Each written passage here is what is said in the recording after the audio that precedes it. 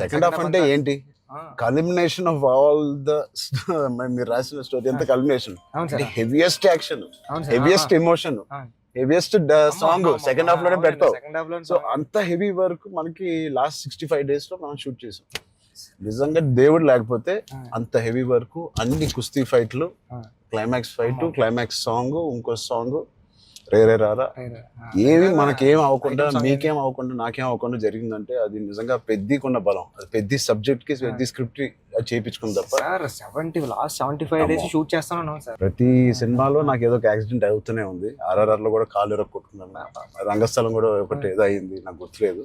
Game changer లో ఇక్కడ lip cut అయిపోయింది, ఇక్కడ ఇది అయింది. కానీ ఎక్కడ ఒక్కరోజు మన షూటింగ్ ఆపింది లేదు.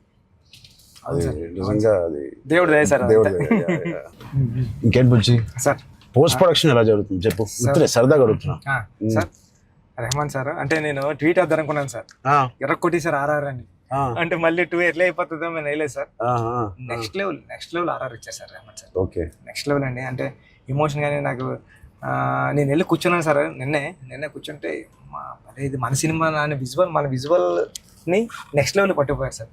ఓకే, రెహమాన్ గారు కానీ, రత్నవేల్ సార్ కానీ, అసలు అంటే రత్నవేల్ గారి గురించి మాట్లాడారు. మనం అనుకున్నప్పటి నుంచి అది ఎంత పెద్ద అసెట్ రత్నవేల్ గారు.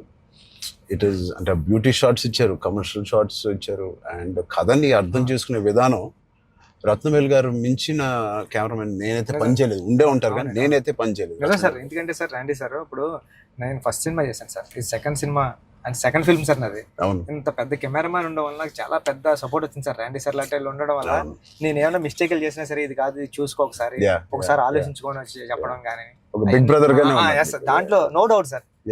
అంత ఆయన కరెక్ట్ చేయడం కానీ అవన్నీ నేను చూసేదాన్ని. ఒక్కొక్కసారి ఆయన నెక్స్ట్ లెవెల్ పట్టిపోయారు సార్, వచ్చి ఇలా చేద్దాం మనం అని. లైటింగ్ మాత్రం వేరే స్థాయిలో ఉంటది అసలు. సార్ మీకు చెప్పాలంటే ఢిల్లీ ఎపిసోడ్, ఢిల్లీలో ఎలా ఉన్నారంటే సార్, మీరు ఢిల్లీ ఎపిసోడ్ నాకు మిమ్మల్ని చూసిన ప్రతిసారి కళ్ళంట నీళ్ళు వస్తుంది సార్. ఐ థింక్ నా ఫేవరెట్ ఎపిసోడ్ చెప్పొచ్చు లేదో తెలియదు, ఇస్ ద ఢిల్లీ ఎపిసోడ్.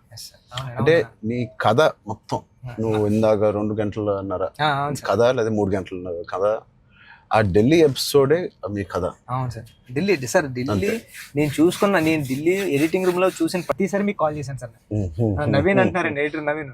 ఏమన్నాడంటే అండి, నవీన్ అన్న వచ్చి నువ్వు చూసిన ప్రతిసారి 20 కాల్ చేస్తున్నావు అని. అంటే దాంట్లో ఫ్రేమ్ తీసి కట్ చేద్దామన్నా సరే నాకు భయం వేసి, ఇది తీద్దామా లేకపోతే ఇది ఒక్కటే తీసేద్దామా అంటే, నువ్వు ఒకసారి గుర్తుపెట్టుకో, ఈ విజువల్ చూసిన ప్రతిసారి నువ్వు రామ్ చరణ్ సార్ కాల్ చేసావు, నువ్వు ఎలా చేస్తావు ఇది అంటే, అవునా అయితే తీనని మళ్ళీ దాన్ని హోల్డ్ చేసి దాన్ని బిఫోర్ ఎక్కడన్నా కట్ చేశాను కానీ ఢిల్లీ కట్ చేయలేదు సార్.